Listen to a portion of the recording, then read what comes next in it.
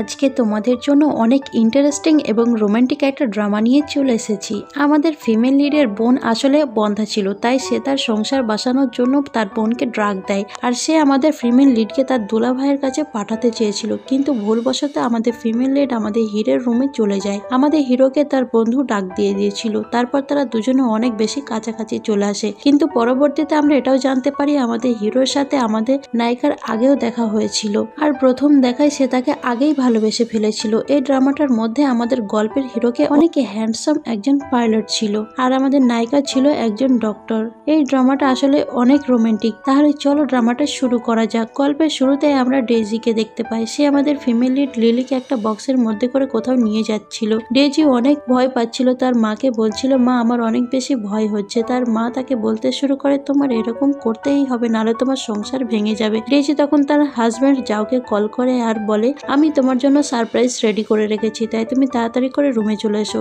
যাও তখন বলতে শুরু করে আচ্ছা ঠিক আছে, আমি তাড়াতাড়ি করে সেই রুমের মধ্যে পৌঁছে যাব। এদিকে আমাদের গল্পের হিরো ইউকে দেখতে পাই, যে কিনা অনেক বেশি ড্রাঙ্ক ছিল।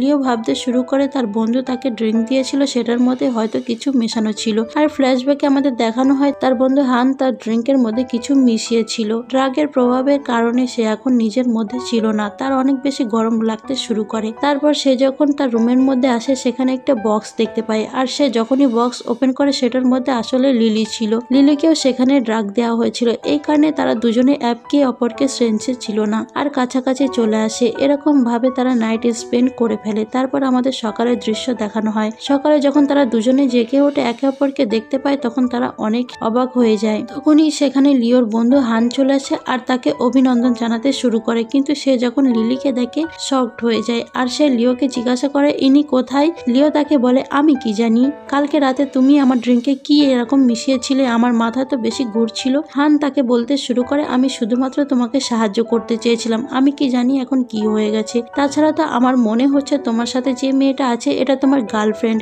কিন্তু লিও তার বন্ধু হানকে বলতে শুরু করে আমি তাকে একদমই চিনি না। লিলিও বলে আমিও তাকে একদমই চিনি না, আর তারা যে এনি নামের মেয়েটার কথা বলছে তাকেও সে চিনে না। হান বলে আমি সবকিছু বুঝতে পারছি, আমি কালকে এই রুমের দরজা খোলা রেখেছিলাম, হতে পারে তুমি আমার বন্ধুর একজন ফ্যান হবে, এই জন্য তুমি আমার ফ্রেন্ডকে ফাঁসানোর জন্য ইচ্ছে করে ভিতরে ঢুকে গিয়েছিলে, আর ভিতরে আসার পর তুমি লিওর সাথে নাইট স্পেন্ড করে নিয়েছিলে। লিলি সেখানে কোনো কিছুই বলতে পারে না, কারণ তার কোনো কিছুই মনে পড়ছিল না। লিও বলে তুমি তো কোনো কিছুই অ্যান্সার বলছো না, আমি তো ভাববো আমার বন্ধু যা বলছে সবই সত্য। কিন্তু লিলি সেখানে বলে আমি এ জায়গায় কোনো কিছুই ইচ্ছে করে করিনি, তাছাড়া যদি কোনো কিছু আমাদের মধ্যে হয়েও থাকে আমাদের দুজনের সমান সমান দোষ, আর তোমারও এখানে দোষ ছিল কারণ তুমি আমাকে সুযোগ দিয়েছো তোমার কাছে আসার। হান সেখানে এনির জন্য জামা নিয়ে এসেছিল, তখন লিও সেই জামা লিলিকে দিয়ে দেয়। তারপর আমরা দেখি হান তো সেই জায়গায় লিওকে জিজ্ঞাসা করছিল রাতের ব্যাপারে। লিও তাকে বলে তুমি এখানে আমার সাথে কোনো কথাই বলো না, আমি অনেক বেশি রেগে আছি, কালকে রাতে যা যা হয়েছে সবকিছু দোষ তো তোমারই, তোমার কারণে রাতে সবকিছু হয়েছে। হান তো বলতে শুরু করে সবকিছু যেতে যাও, যাই হোক মেয়েটা কিন্তু অনেক প্রিটি।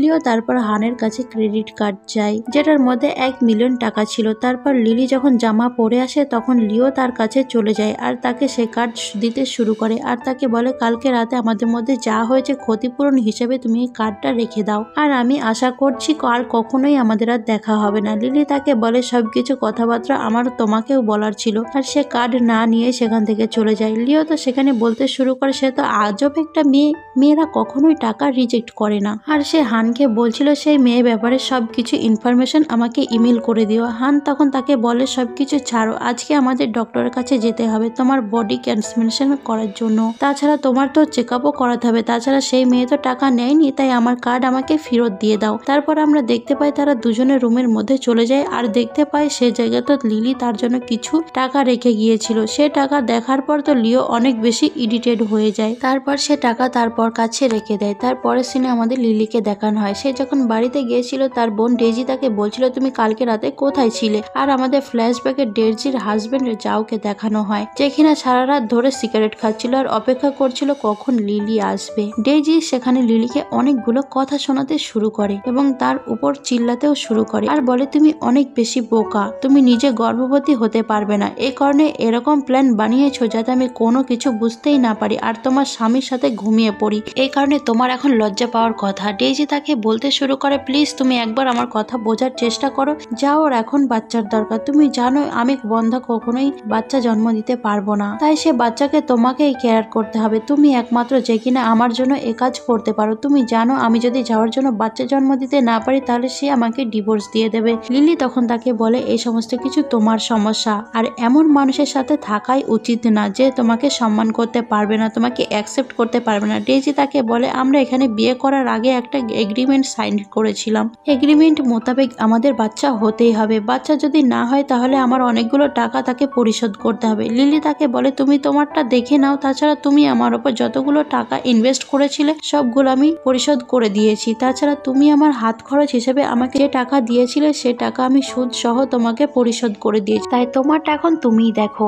তোমার এখন যা ইচ্ছা তুমি এখন তাই করো। তাছাড়া তোমার সঙ্গে বোনের সম্পর্ক আমি ছিন্ন করেছি, কখনোই আমি আর এখানে ফিরে আসবো না। এই কথা বলে সে চলে যায়। তারপরের সিনে আমরা ক্যাপ্টেন লিওকে দেখানো হয়, যার ফ্লাইট এখনই ল্যান্ড করেছিল। তার কাছে হসপিটাল থেকে কল আসে, তাকে বলা হয় চেক আপ করার জন্য হসপিটালে আসতে। তখন হান তার কাছে চলে আসে আর বলে আমার তো মনে হচ্ছে আমরা সেই মেয়েটার জীবনই বাঁচিয়েছিলাম, না বুঝেই হোক না কেন। লিও তখন হানের কোনো কথাই বুঝতে পারছিল না। হান তখন তাকে ভিডিও দেখায় আর বলে এটা হচ্ছে তার মা আর এটা হচ্ছে তার বোন, তারা দুজনে মিলে তাকে বক্সের মধ্যে ঢুকিয়ে দিয়েছিল। আসলে তার বোন ডেইজির বন্ধা ছিল, তাই সে তার মা আর স্বামীর সাথে মিলে এই প্ল্যান করেছিল এবং ভেবেছিল তার স্বামীর কাছে তার বোনকে পাঠাবে, কারণ তার হাজবেন্ড বাচ্চা চায়। তাই তারা প্ল্যানিং করে ডেইজির হাজবেন্ডের কাছে তাকে পাঠাতে চেয়েছিল এবং তাকে ড্রাগ দিয়ে দিয়েছিল যাতে ডেইজির হাজবেন্ড তার বোনের সাথে রাত কাটাতে পারে, কিন্তু তারা ভুলবশত তোমার রুমে তাকে রেখে দিয়ে গেছে আর তোমরা দুজনে একেবারে কাছাকাছি চলে এসেছিলে। একথা শোনার পরে লিওর লিলির জন্য অনেক বেশি খারাপ লাগছিল আর সে হানকে বলতে শুরু করে সে ডেইজির হাজবেন্ডের ব্যাপারে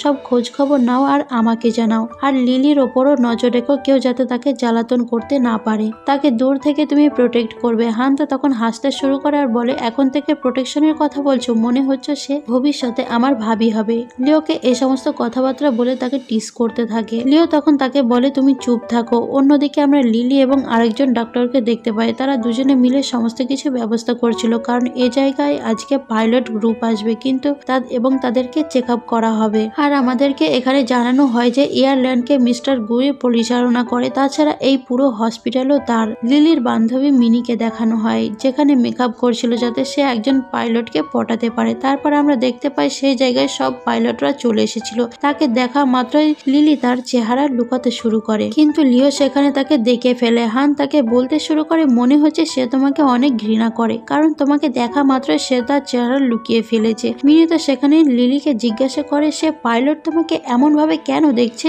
দেখে তো এমন মনে হচ্ছে তোমরা দুজনে একে অপরকে চেনো, কিন্তু লিলি তাকে নিষেধ করে দেয় আর তাকে চেক আপ করানোর জন্য সেখানে পাঠিয়ে দেয়। কিন্তু লিও তো সেই জায়গায় লিলিকে অ্যাপ্রোচ করার জন্য চলে যায় আর তাকে বলে আমাকে আপনাকে চেক আপ করাতে হবে, কিন্তু লিলি তাকে বলতে শুরু করে আমাকে ক্ষমা করবেন, আমি এখন অনেক বেশি বিজি আছি, আমার সহকর্মী এসে আপনাকে সাহায্য করবে এবং আপনার চেক আপ করাবে। কিন্তু লিও তাকে বলতে শুরু করে আমি আপনার জন্য অপেক্ষা করব যতক্ষণ না পর্যন্ত আপনার কাজ শেষ না হয়, কিন্তু লিলি তো সেখান থেকে যেতে শুরু করে। লিও তার পেছনে পেছনে যায়। লিলু তাকে বলে কালকে সকালে তুমি আমাকে কি বলেছো ভুলে গেছো, কিন্তু আমাকে বলেছিলে আশা করি আমাদের ভুলেও কখনো দেখা হবে না, এখন তো কোইন্সিডেন্টলি আমাদের দেখা হয়ে গেছে, ভালো হবে তুমি যদি আমাকে ইগনোর করো আর এখন এখানে এমন নাটক করা বন্ধ করো যে একে অপরকে আমরা চিনি, না হলে আমার কলিগেরা আমাদের সন্দেহ করবে। কিন্তু লিও তাকে সেখান থেকে যেতেই দিচ্ছিল না আর তাকে বলে শুধুমাত্র আমারই দোষ ছিল না, তুমি আমাকে পারমিশন দিয়েছিলে তোমার কাছে আসা। লিলি তাকে বলে আমার কথা আমাকে ফিরিয়ে দেওয়ার কোনো দরকার নেই, এত মাথা না চালিয়ে তুমি এখন এখান থেকে যাও। কিন্তু লিও তাকে ছাড়তেই চাচ্ছিল না, তখন সে নিচ দিয়ে সেখান থেকে যাওয়ার চেষ্টা করে। এখানে আমরা জানতে পারি লিও এবং লিলির এটাই প্রথম দেখা ছিল না, তাদের এর আগেও একবার দেখা হয়েছিল।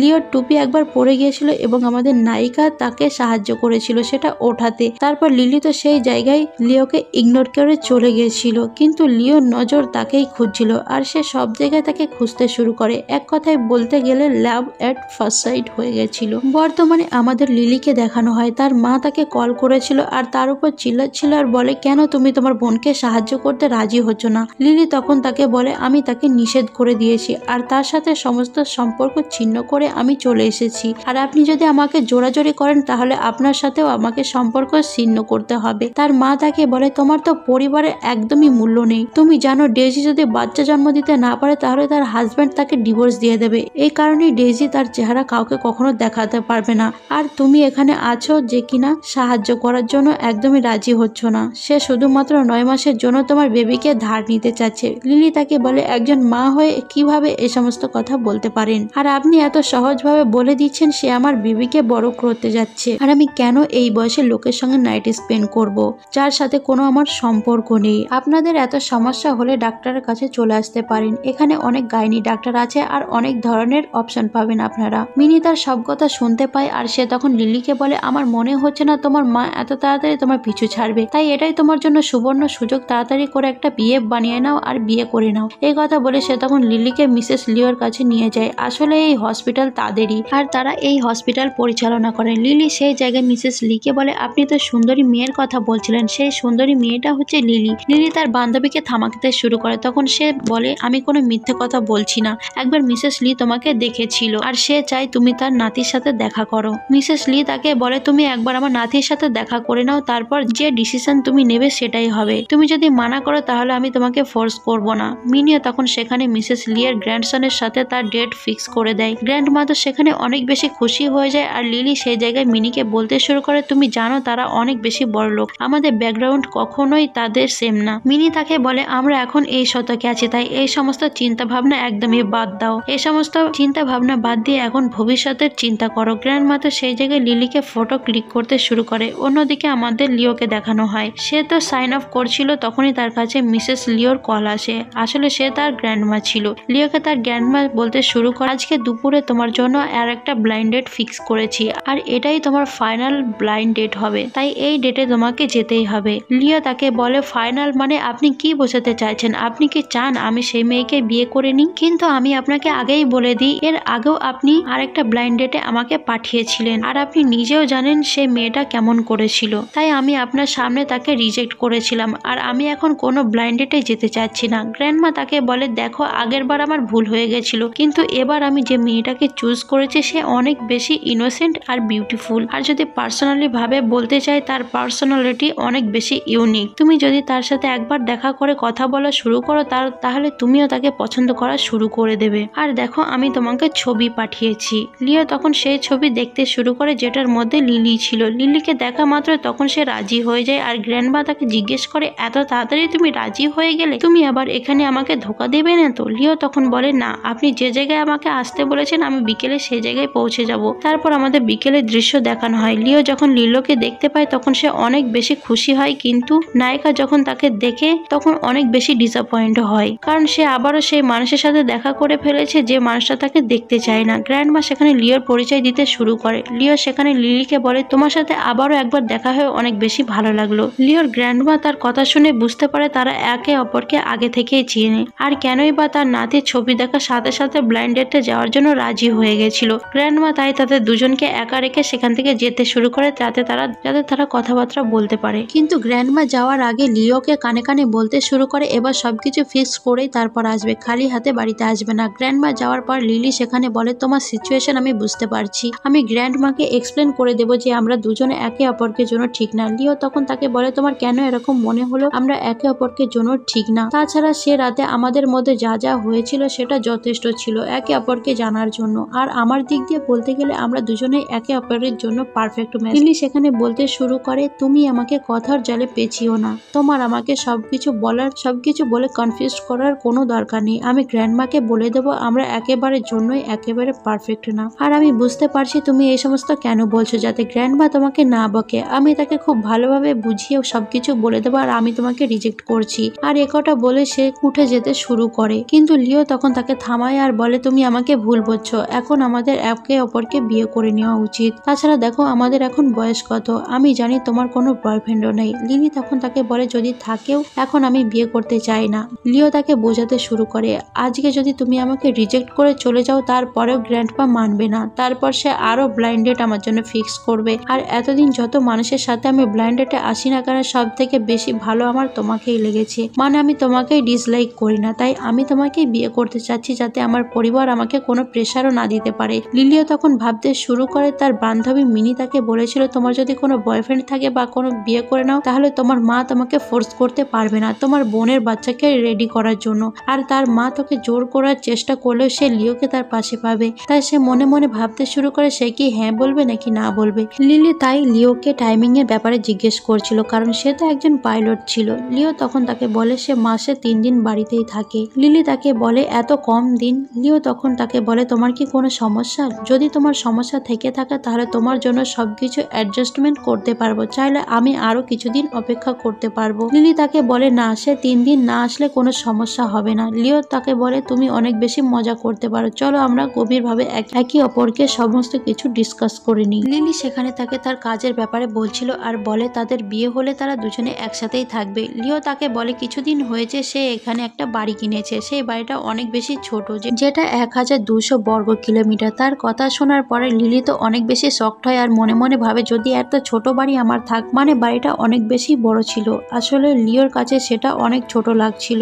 লিও তাকে বলে আচ্ছা ঠিক আছে, কিন্তু সিক্রেট হিসেবে সেই বাড়িটা আমি তোমার নামে করে দেবো। লিলি তাকে বলে এরকম করার কোনো দরকার নেই, বলে আমরা বিয়ে তো করে নেবো, কিন্তু তুমি এত বেশি বড়লোক আমার কোনো আত্মীয় স্বজনকে বলতে পারবে না, তাছাড়া আমি চাই না আমাদের বিয়ের ব্যাপারে অন্য কেউ জানতে পারুক। লিও তখন তাকে বলে কিন্তু সবাই যদি জানতে পারে সবাই তোমার উপর গর্ব করবে আর সবাই বলবে তোমার কাছে অনেক বড়লোক একজন হাজবেন্ড আছে, কিন্তু তুমি আমার ব্যাপারে লুকাতে চাচ্ছ। লিলি তখন তাকে বলে আমি সবাইকে বলবো আমার হাজবেন্ড একজন নর্মাল ক্যাপ্টেন আর তারা স্যালারিও অ্যাভারেজ। আসলে যারা যারা আমাকে জানে তারা অতটাও বড়লোক না, সাধারণ মানুষ, কিন্তু তোমার ব্যাপারে যদি তারা জানতে পারে তারা তোমার পিছনেই পড়ে থাকবে আর হতেও পারে তুমি এত বেশি বড়লোক তাই তারা সুযোগ নেওয়ারও চেষ্টা করবে। লিও তখন তাকে বলে আচ্ছা ঠিক আছে, কিন্তু সিক্রেট হিসেবে ডিভোর্স নিতে হবে, তাই একে অপরকে এত বেশি ট্রাস্ট করা একেবারেই ভালো হবে না। তার কথা শোনার পর লিও তো ভাবতে শুরু করে বিয়ের আগে সে ডিভোর্সের চিন্তা করছে, এখন তো মনে হচ্ছে তাকে পার্সিও করা অনেক বেশি কঠিন হবে। লিও বলে আচ্ছা ঠিক আছে, কিন্তু এ ব্যাপারে তুমি কি তোমার মাকে জানাবে?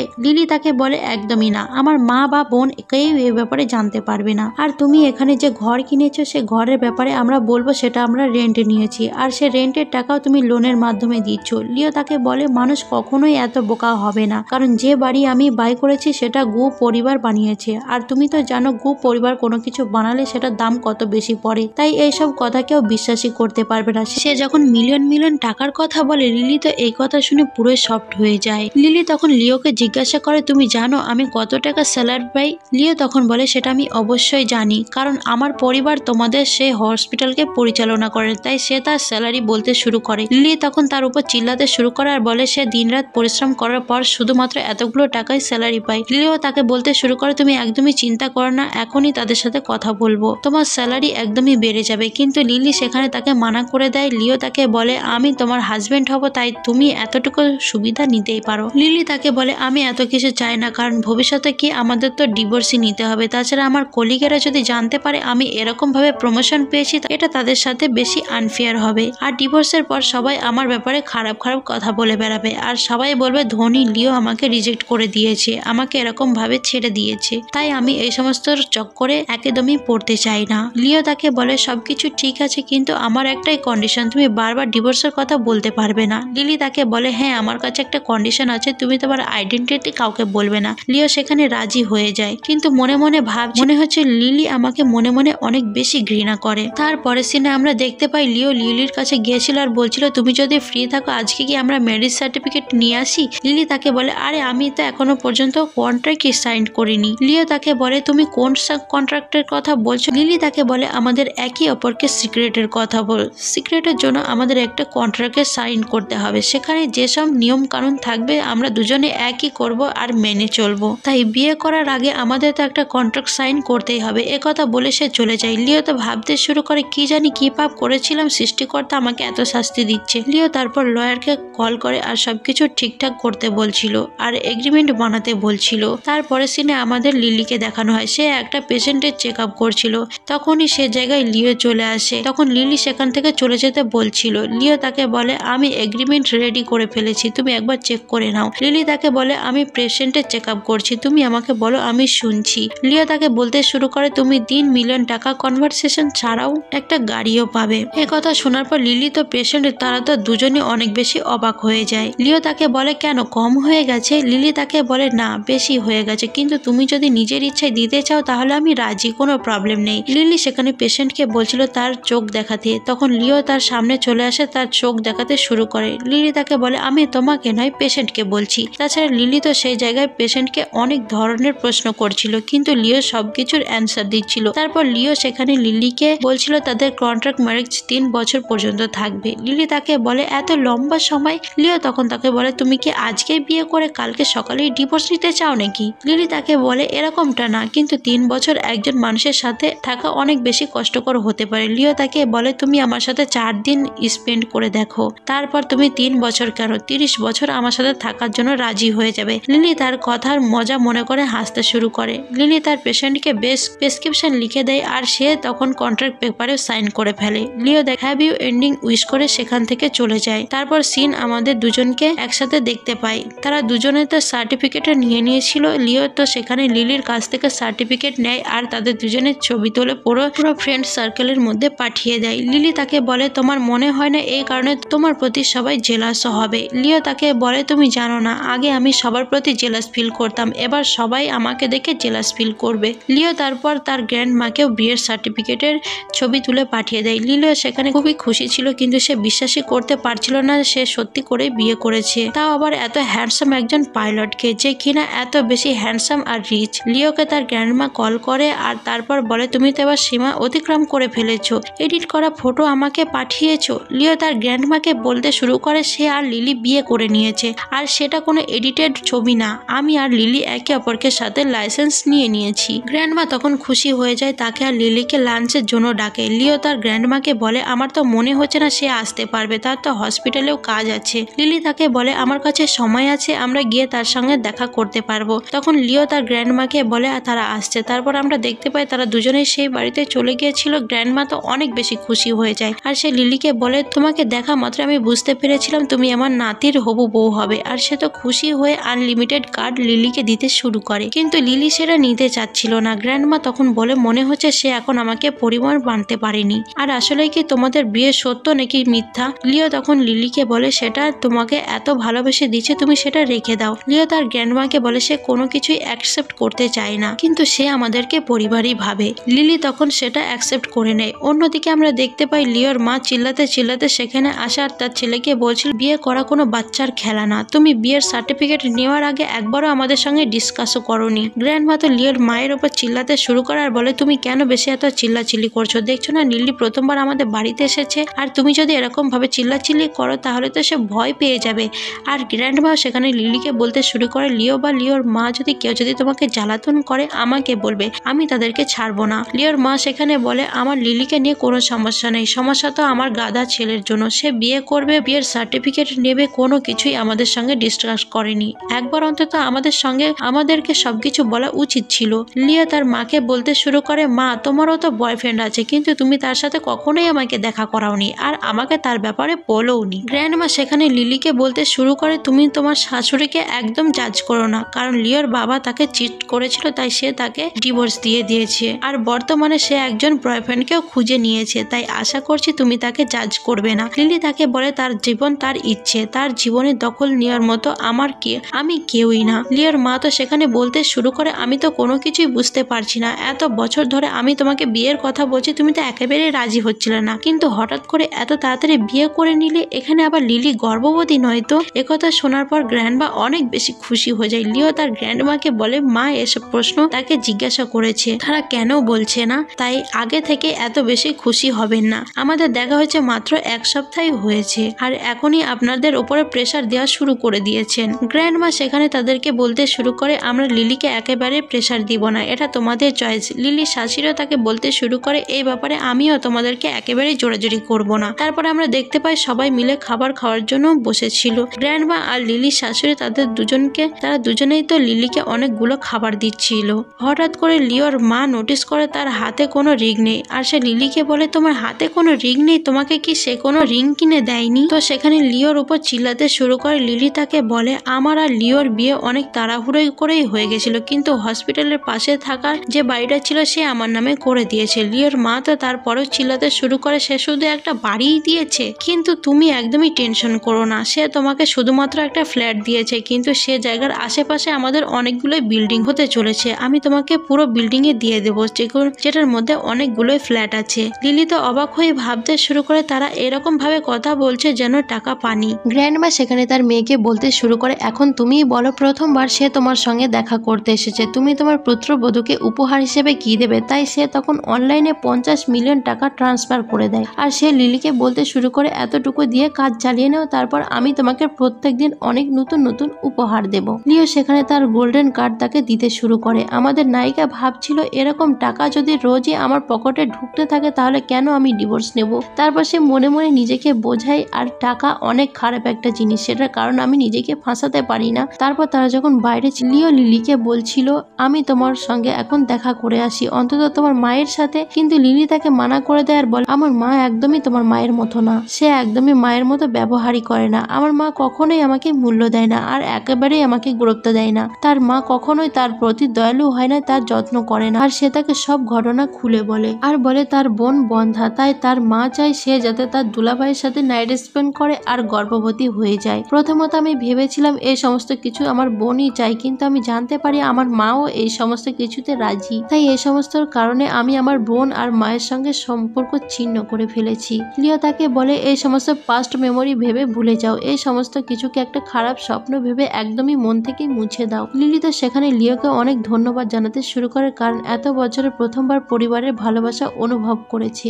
লিওর পরিবার আজকে তাকে যে ভালোবাসা দেখিয়েছে সে তার মায়ের কাছ থেকে এত ভালোবাসা কখনোই পায়নি। লিও তাকে বলে এটা শুধুমাত্র শুরু, তুমি আমার পরিবারের ব্যাপারে কোনো কিছুই ভালোভাবে জানো না, আস্তে আস্তে জেনে যাবে। আর তাকে বলে আমাদের এখন নতুন ঘরে যাওয়ার সময় হয়ে গেছে। তারপর তারা দুজনে একে অপরকে বাড়িতে চলে আসে। লিলি তো বাড়ির ভিতরে এসে তাকে বলতে শুরু করে বাড়িটা তো অনেক বেশি বড়, কিন্তু বিছানা তো একটা, আমি কোথায় ঘুমাবো। লিও তাকে বলে তোমার কি এখন মনে হয় না আমরা এখন স্বামী স্ত্রী, তাহলে আমাদের এখন দ্বিতীয় বিছানার কি দরকার, তাছাড়া এই বিছানাটা যথেষ্ট বড়, আমরা দুজনে সুন্দরভাবে এটার মধ্যে ফিট হতে পারবো। লিলি তার কথা শোনা মাত্রই তো স্মাইল করতে থাকে। লিও তখন হঠাৎ করে তাকে কোলে তুলে নেয়। লিও তাকে কোলে করে বলতে শুরু করে আজকে রাতে তার ফ্লাইট আছে, তাই সে তার বিয়ের রাত এখনই উদযাপন করতে চায়। আর সে তাকে একটা জায়গায় শুয়ে কিস করতে শুরু করে, কিন্তু লিলি তাকে দূরে সরিয়ে দেয়, কারণ তারা দুজন এখন কন্ট্রাক্ট ম্যারেজের মধ্যে আছে আর এখন তারা অনেক বেশি গভীর হয়ে যাচ্ছে, কারণ এখন তারা একে অপরের প্রতি অনেক ইমোশনাল হয়ে যাচ্ছে। তারপর সিন আমাদের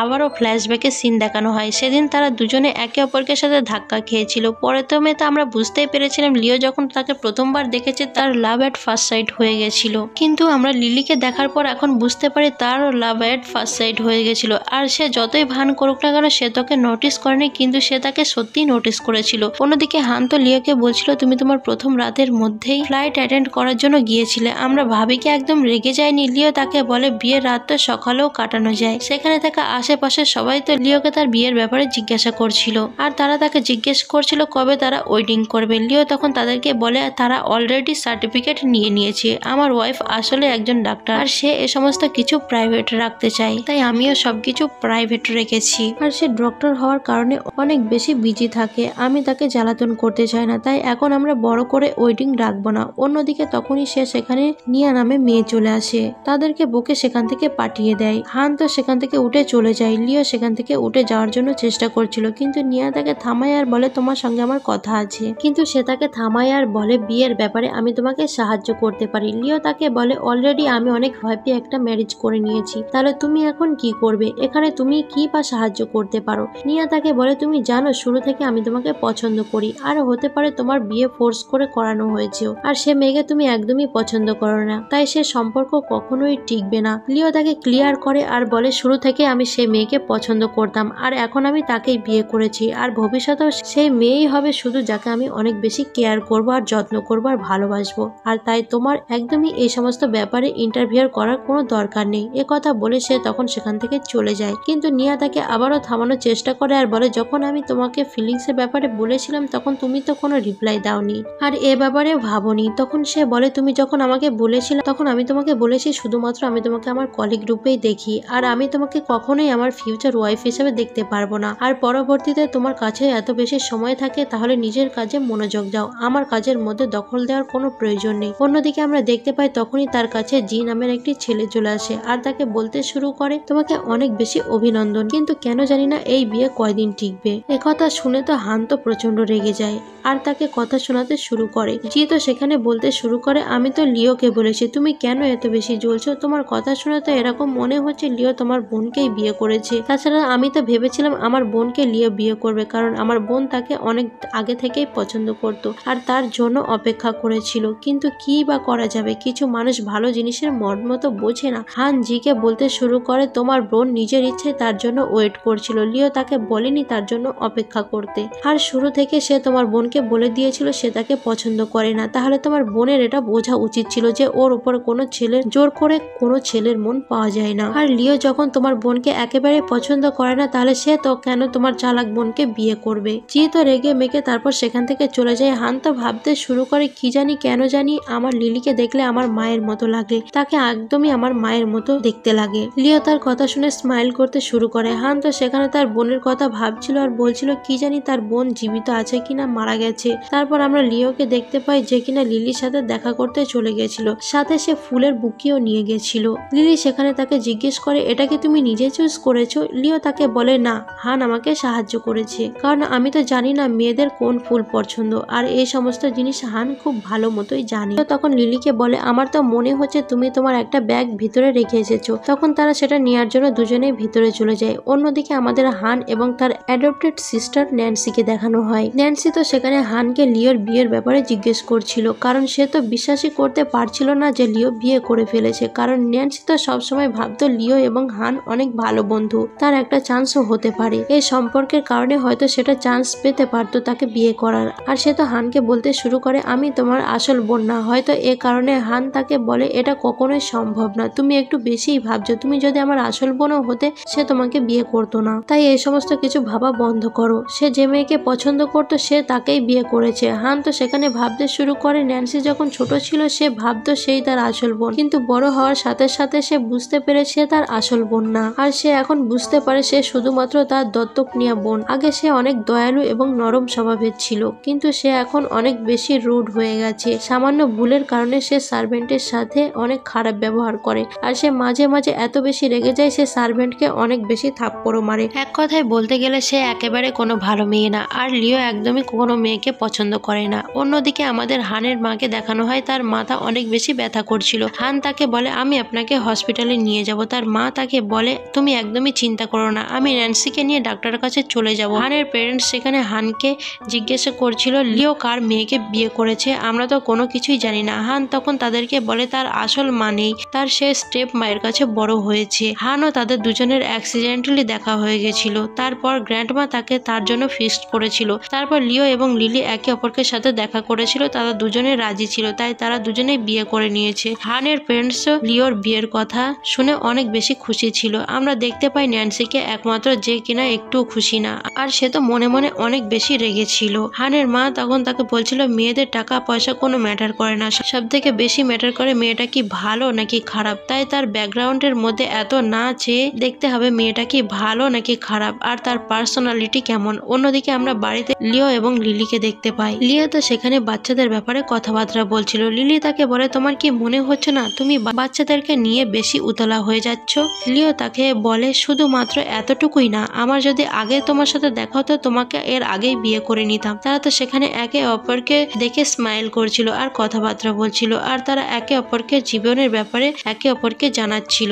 লিওর কাছে কল আসে, তার বাড়ির সবাই তাদের দুজনকে ডাকছিল এবং বাড়িতে আসতে বলছিল। তাই লিও এবং লিলি বাড়িতে চলে যায়, তারা বিশেষ করে গ্র্যান্ডপার সঙ্গে দেখা করার জন্য গিয়েছিল। আমরা সেখানে লিওর স্টেপ মাদারকে দেখতে পাই, যার সাথে মিলে তার বাবা তার মাকে চিট করেছিল। স্টেপ মাদার তো সেই জায়গায় লিলিকে একেবারে মানতে চাচ্ছিল না, আর বলছিল তাকে আমি কখনোই এই বাড়ির পুত্রবধূ হিসেবে মেনে নেব না, কারণ সে এই বাড়ির পুত্রবধূ হওয়ার যোগ্যতা রাখে না। লিও তাকে বলে আপনাকে এই জায়গায় কেউ কোনো কিছু জিজ্ঞেস করেনি, আমার নিজের মা রাজি হয়ে গেছে, তাই আপনার কোনো অ্যাপ্রুভালের আমাদের কোনো দরকার নেই। স্টেপ মাদার তো সেখানে রেগে যায় আর বলতে শুরু করে তুমি তোমার মায়ের সাথে কিভাবে এরকম কথা বলতে পারো। লিও তাকে বলে আমার জানা মতো আমার শুধুমাত্র একটা মাই আছে, আর আপনি শুধুমাত্র আমার আন্টি হন, আর আইনগত আপনি আমার মা হয়ে গেলে সত্যি সত্যি মা হয়ে যাবেন না, কারণ মা হতে হলে ইমোশন ফিলিংস এর দরকার হয়। আন্টি সেখানে অনেক বেশি রেগে যায়। গ্র্যান্ডপা তখন সবাইকে থামায়, আর সে তখন লিওকে বলে কালকে তোমরা কোর্টে চলে যাবে আর ডিভোর্স নিয়ে আসবে, কালকে গিয়ে জমা দিলে 30 দিনের মধ্যে তোমাদের ডিভোর্স হয়ে যাবে। লিও তাকে বলে একদমই না,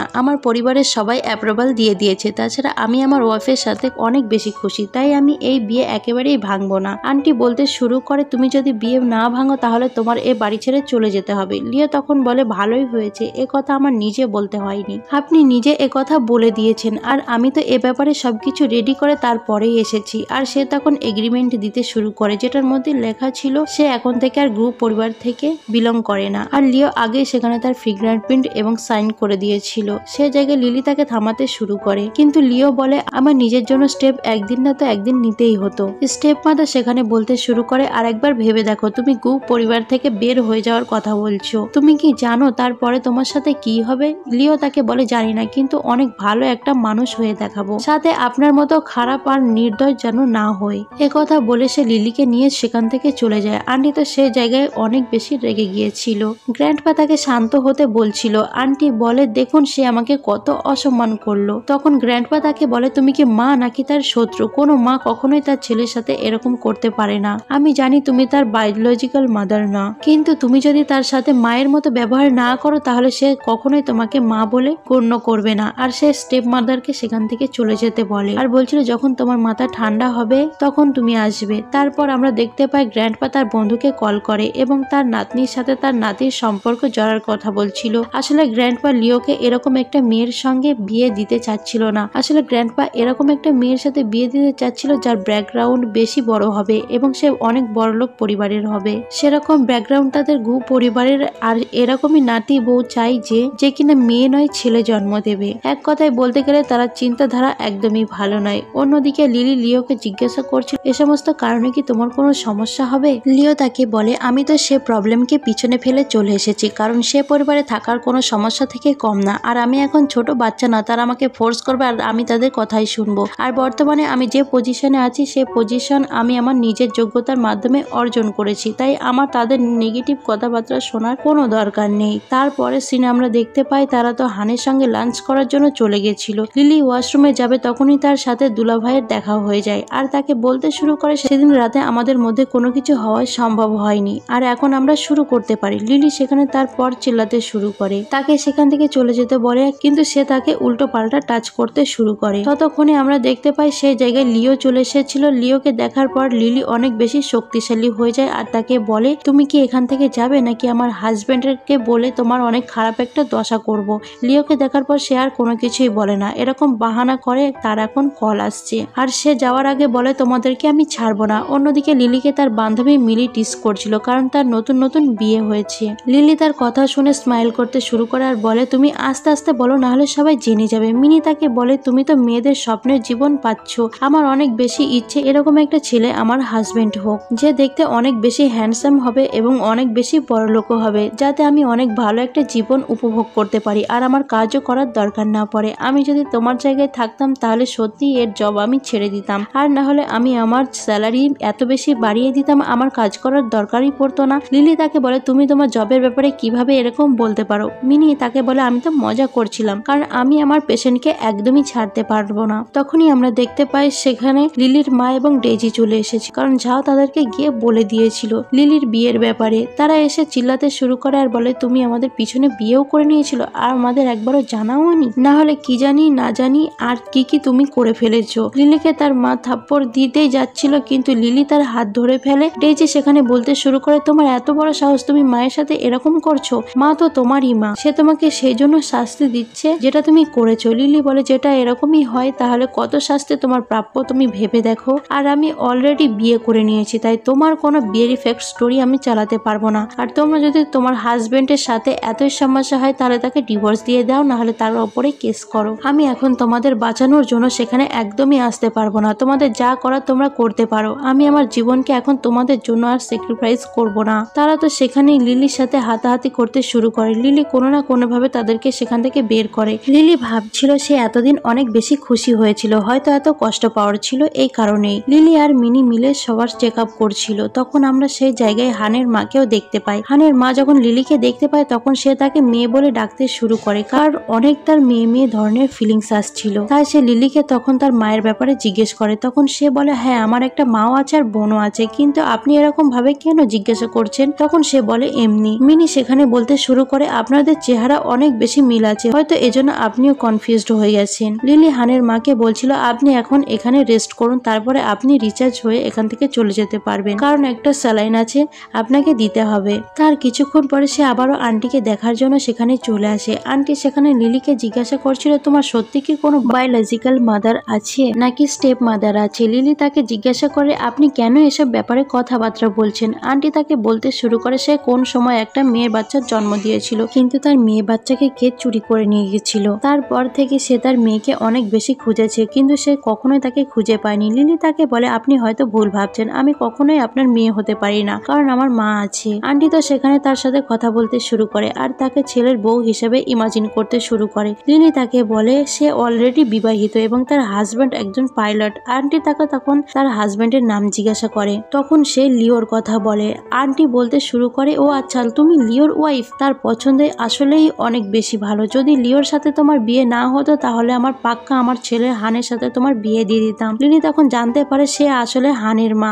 তারপরে সিনে আন্টি তার স্বামীকে কল করে সবকিছু খুলে বলছিল। পরের সিনে লিওর সাথে ন্যান্সির দেখা হয়ে যায়। ন্যান্সি এসে তাকে ধরতে যাচ্ছিল এবং তার নাম ধরে ডাকে। লিও তাকে বলে, তুমি আমাকে সম্পূর্ণ নাম ধরে ডাকো, নিক নাম দিয়ে কেন ডাকছো? তার সাথে লিলিও ছিল। সে তখন লিলির সাথে তার পরিচয় করিয়ে দেয়। লিলিও সেখানে বুঝতে পারে ন্যান্সি হয়তো তাকে লিওকে পছন্দ করে, তাই সে তাকে সাহায্য করার জন্য টাইট করে ধরে। তারা দুজন একে অপরকে অনেক সুন্দরভাবে জড়িয়ে ধরে। এই সমস্ত দেখার পর তো ন্যান্সি অনেক বেশি রেগে যায় এবং জেলাস হয়। তারপরের সিনে আমরা দেখতে পাই ডেইজি তার মাকে বলছিল সে মেয়েটা আসলে অনেক চালাক, আমার তো মনে হচ্ছে সে তাকে হয়তো সিডিউস করে বিয়ে করেছে।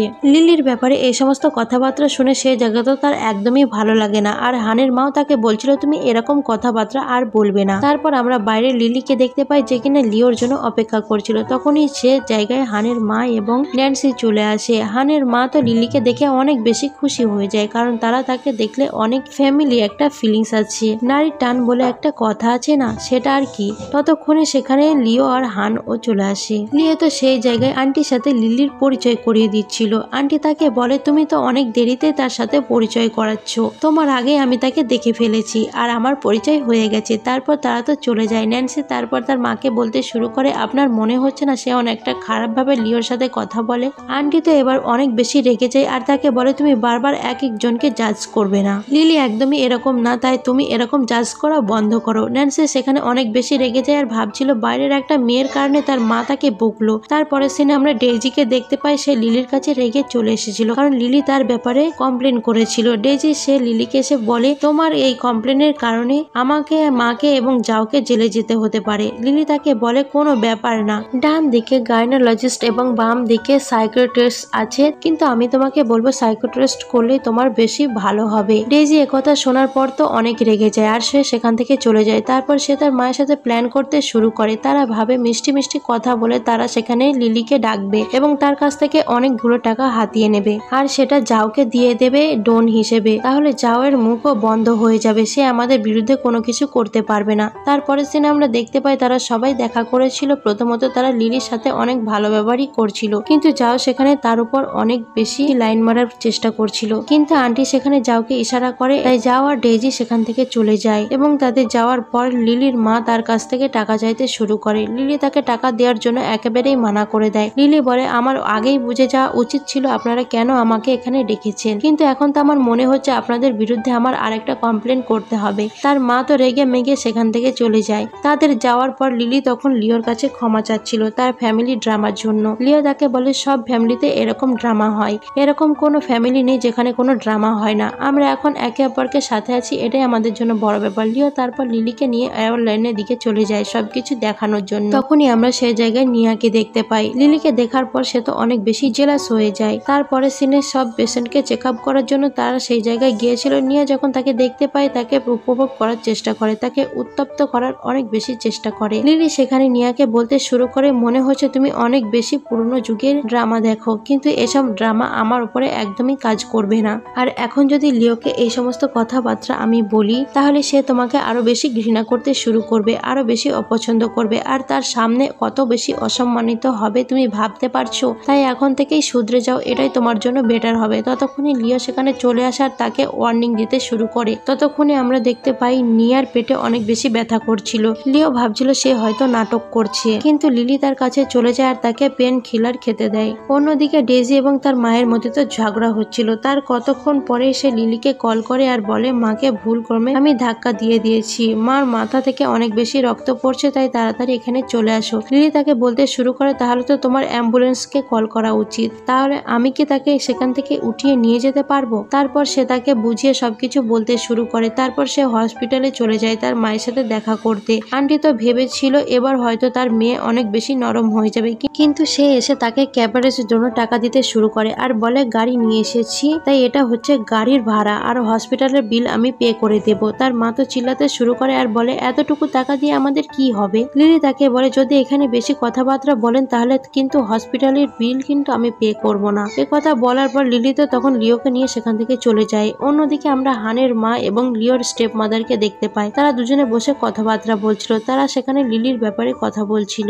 স্টেপ মাদার তো একদমই লিলিকে নিয়ে সন্তুষ্ট ছিল না, কিন্তু সে এ জায়গায় হানের মা তাকে বোঝাতে শুরু করে। অন্যদিকে আমরা লিওর স্টেপ মাদারের ছেলে চ্যান এবং ন্যান্সিকে দেখতে পাই। তারা দুজনেই ভাবছিল তারা দুজনে নকল বিয়ের নাটক করবে। তারা নকল বিয়ের নাটক করে লিও এবং লিলিকে তাদের পথ থেকে সরাবে এবং এটাই তাদের প্ল্যান ছিল। অন্যদিকে আমরা লিলিকে দেখতে পাই যে কিনা ঘুমোচ্ছিল আর লিও তাকে মুগ্ধ হয়ে দেখছিল। লিলির যখন চোখ খুলে সে লিওকে দেখতে পায়। লিও তাকে জিজ্ঞাসা করে তুমি কখন থেকে আমাকে দেখছো, এবং সে বলে যতক্ষণ না পর্যন্ত তুমি ঘুমোলে। লিলি তাকে বলে তোমার আমাকে উঠানো উচিত ছিল, কারণ আমি হসপিটালে ঘুমিয়ে পড়েছি, এটা আমাদের বাড়ি না। লিও তাকে বলে মানলাম এটা আমাদের বাড়ি না, কিন্তু এটা আমাদের হসপিটাল। একথা শোনার পর তো লিলিও হাসতে শুরু করে। অন্যদিকে আমরা দেখতে পাই লিলিকে গ্র্যান্ডপা দেখেছিল, সে তার সঙ্গে কথা বলতে চায়। লিও তো অনেক বেশি ভয় পাচ্ছিল কি জানি তার গ্র্যান্ডপা তাকে কি বলে, কিন্তু লিলি সেখানে গ্র্যান্ডপার সাথে অনেক ভালোভাবে কথা বলে। গ্র্যান্ডপাও তার ভুল বুঝতে পারে এবং ভুল বুঝতে পারে তার গ্র্যান্ডসনের জন্য। লিলি একেবারে পারফেক্ট এবং সে এটাও বুঝতে পারে লিও তাকে অনেক বেশি পছন্দ করে। তারপরে বাইরে যাওয়ার পর লিও তাকে জিজ্ঞাসা করছিল গ্র্যান্ডপা তোমাকে কোনো কিছু বলেছো, আমাকে বলো। লিলি তাকে বলে কোনো কিছুই হয়নি, সে আমাকে নাতি বউ হিসেবে অ্যাকসেপ্ট করে নিয়েছে আর আমাদের মধ্যে কোনো নকঝকও হয়নি। লিও সেখানে অনেক বেশি খুশি হয় কারণ তার গ্র্যান্ডফাদারও এখন রাজি হয়ে গেছে। তারপরের সিনে হান তো লিলির কাছে গিয়েছিল আর চেক আপ করাচ্ছিল এবং তাকে তার ফাদার এবং মাদারের কথা জিজ্ঞাসা করছিল। লিলি তাকে বলে জন্মের পর থেকে আমি বাবাকে দেখিনি, মাকে জিজ্ঞেস করেছিলাম, মা বলেছে সে আমাদের সাথে থাকে না, আর মা আর আমি তো ছোটবেলা থেকে একসাথেই আছি। আসলে লিলি কিন্তু জানতো না সেটা তার আসল মা না, সে ছোটবেলা থেকে তার মা হিসেবে দেখেছে, তাই সে কোনো কিছুই জানতো না। অন্যদিকে হান গিয়ে তার মাকে বলছিল লিলিকে দেখলেই আমার আপন আপন ফিল হয়। তার মাও তাকে বলে তাকে দেখলে আমার অনেক ফ্যামিলির একটা ফিল হয়, আমার মনে হয় সে আমার নিজের মেয়ে। হান বলে আমি লিলিকে তার প্যারেন্টসের ব্যাপারে জিজ্ঞেস করেছিলাম, কিন্তু তার কথা শুনে আমার কিছু একটা খটকা লাগলো। তাদের কথাবার্তা যখন ন্যান্সি শুনতে পায় তখন তার অনেক বেশি রাগ উঠছিল এবং সে মনে মনে ভাবছিল লিলি যদি আবার তাদের মেয়ে বের হয় তাহলে আমি কি করব। তারপরে সিনে আমরা লিলি এবং লিওকে দেখতে পাই। লিও তো সেখানে নাটক করছিল আর লিলি সেখানে দাঁড়িয়ে চেক আপ করছিল। লিলি চেক করে বলছিল সবকিছু তো ঠিকঠাকই লাগছে, আমার মনে হচ্ছে তোমার হার্টের সমস্যা। লিও তাকে বলে একদম ঠিক, আমারও মনে হচ্ছে আমার হার্টে অনেক বড় একটা সমস্যা আছে। লিলিও তার সাথে মজা করতে শুরু করে আর বলে আমারও মনে হচ্ছে তোমার হার্ট তো বিপি করছে না, অনেক সমস্যা আছে। লিও তো ভয় পেতে শুরু করে। লিলি বলে কেন, মজা কি শুধু তুমি করতে পারো, আমি করতে পারি না? তারপর তারা দুজনে একে অপরকে কিস করতে শুরু করে। লিলিও সেখানে বুঝতে পারে সে আসলে নাটক করছে, এর দ্বারা তারা অনেক বেশি কাছাকাছি চলে আসে। কিছুক্ষণের মধ্যে সেখানে হানও চলে আসে। হানকে দেখা মাত্রই তারা দুজনে একে অপরকের কাছ থেকে সরে যায়। অন্যদিকে আমরা ন্যান্সিকে দেখতে পাই যে কিনা চ্যানের সাথে দেখা করার জন্য গিয়েছিল। চ্যানকে অন্য মেয়ের সাথে দেখে সে প্রচন্ড রেগে যায়। চ্যান তাকে বলে তুমি কেন চিল্লাচ্ছ, এসবের ব্যাপারে মা কখনোই জানতে পারবে না, আর তুমি ভুলে যেও না একটা উদ্দেশ্যের কারণে আমরা দুজনকে একে অপরকে বিয়ে করছি আর আমরা একদমই একে অপরকে ভালোবাসি না। অন্যদিকে আমরা জানতে পারি হান তো লিলির বাড়িতে এ কারণে গেছিল কারণ সে লিলির চুল নিতে চাচ্ছিল আর ডিএনএ টেস্ট করাতে চাইছিল। হান তো তার চুল নিয়ে ডিএনএ টেস্টও করে ফেলেছিল। তারপর সে তার মাকে রিপোর্ট দেয়, তারা দেখতে পায় লিলি আসলে তাদের বায়োলজিক্যাল মেয়ে। হানও সেখানে অনেক বেশি খুশি হয় কারণ সে তার আসল বোন ছিল। হানের পেরেন্টস এবং হান তারা তো অনেক বেশি খুশি ছিল। হান খুশি হয়ে তারপর চলে যায় লিওর সাথে দেখা করতে আর তাকে সবকিছু খুলে বলে আর তাকে বলে সেদিন সে লিলির চুল কালেক্ট করার জন্য সেখানে গিয়েছিল কারণ সে ডিএনএ টেস্ট করাতে চাইছিল আর এখন টেস্ট করাও হয়ে গেছে। তারপর সে তাকে রিপোর্ট দেখায়। লিও তো অনেক বেশি অবাক হয় কারণ সে আসলে হানের বোন ছিল। লিও এবং হান তারা দুজনেই ভাবতে শুরু করে তারা কিভাবে লিলিকে সবকিছু খুলে বলবে। হান বলছিল আমি তাকে সবকিছু কিভাবে বলবো, সে যদি কষ্ট পায়। লিও তাকে বলে আমার ওয়াইফ অনেক বেশি স্ট্রং, সে যখন সবকিছু জানতে পারবে সবকিছু বুঝতেও পারবে আর নিজেকে কন্ট্রোলও করতে পারবে। তারপর তারা সেখানে লিলিকে ডাকে আর সবকিছু খুলে বলে আর সে লিলিকে বলছিল শুরু থেকেই সে যাকে তার মা ভাবছিল সে আসলে তার মা নয়। লিলিও সেখানে বুঝতে পারে তার সে মা তার সাথে কেন এত খারাপ ব্যবহার করতো আর শুধুমাত্র ডেজিকেই গুরুত্ব দিত। এই সমস্ত কিছু ভেবে সে তখন কান্না করতে শুরু করে আর সেই কারণে অনেক বেশি খুশি ছিল, কারণ সে তার আসল মা বাবাকে খুঁজে পেয়েছে। তারপরে সিনে আমরা দেখতে পাই সে জায়গায় একটা ফ্যামিলি মিটিং ডাকা হয়েছিল। তারা এখন জানতে পেরে যায় আসলে লি যাকে মা ভাবছিল সে তাকে চুরি করে নিয়ে গেছিল। হান এবং তার প্যারেন্টসরা সবাই লিলিকে বাড়িতে নিয়ে যেতে চায়, কারণ সে তার আসল মেয়ে ছিল। কিন্তু সেই জায়গায় ডেজি তো রাজি হচ্ছিল না এবং সে খারাপ ব্যবহার করছিল। হানের মা তো রেগে যায় আর ডেজিকে বলে, এত কিছু ডিসাইড করার তুমি কে? তোমাকে আমরা এত ভালো একটা জীবন দিয়েছি, কিন্তু দেখো সবকিছু পাওয়ার পর তুমি কত বেশি বিগড়ে গিয়েছো। আর সে ন্যান্সিকে ক্লিয়ারলি বলে দেয়, তুমি যদি আমাদের বাড়িতে থাকতে না চাও তাহলে আমার কোনো সমস্যা নেই, কিন্তু আমরা আমাদের আসল মেয়েকে কখনোই আমাদের কাছ থেকে দূরে করব না। এত বছর লিলিকে আমরা পাইনি, কিন্তু এখন আমরা তাকে অনেক ভালো আর অনেক যত্নে রাখবো। এত কিছু দেখার পর তো লিলি সেখানে অজ্ঞান হয়ে যায়, কারণ সে হয়তো অনেক বেশি স্ট্রেসে ছিল। কিন্তু ডক্টরের কাছে যাওয়ার পর তারা জানতে পারে লিলি আসলেই গর্ভবতী, এই কারণেই সে অজ্ঞান হয়ে গেছিল। তারা সবাই যখন এই গুড নিউজ পায় অনেক বেশি খুশি হয়ে যায়। তারপর থেকে লিও লিলির আরো বেশি কেয়ার করতে শুরু করে, আর সে নিজে তার জন্য খাবার বানিয়ে তার জন্য ডক্টরের কাছে গিয়ে তাকে দিয়ে আসে। তখন সেখানে হানও চলে আসে। লিও তখন বন্ধু হিসেবে হানের সাথে কথা বলতে শুরু করে। হান তাকে বলে, এখন তুমি আমাকে ভাইয়া বলে ডাকবে, কারণ আমি লিলির থেকে বড়, আর তুমি এরকম ভাবেই আমার বোনের সেবা যত্ন করবে। তুমি আমার বোনকে যদি একটুও বুলি করো তাহলে কিন্তু আমি তোমাকে ছাড়বো না। তারা সবাই তো সেখানে স্মাইল করতে শুরু করে। এত কিউট একটা এন্ডিং এর সাথে এই ড্রামাটাও শেষ হয়ে যায়। তোমাদের কাছে এই ড্রামাটা কেমন লাগলো অবশ্যই আমাকে জানাবে এবং লাইক, কমেন্ট, শেয়ার করবেন এবং সাবস্ক্রাইব করবেন। Thank you for watching.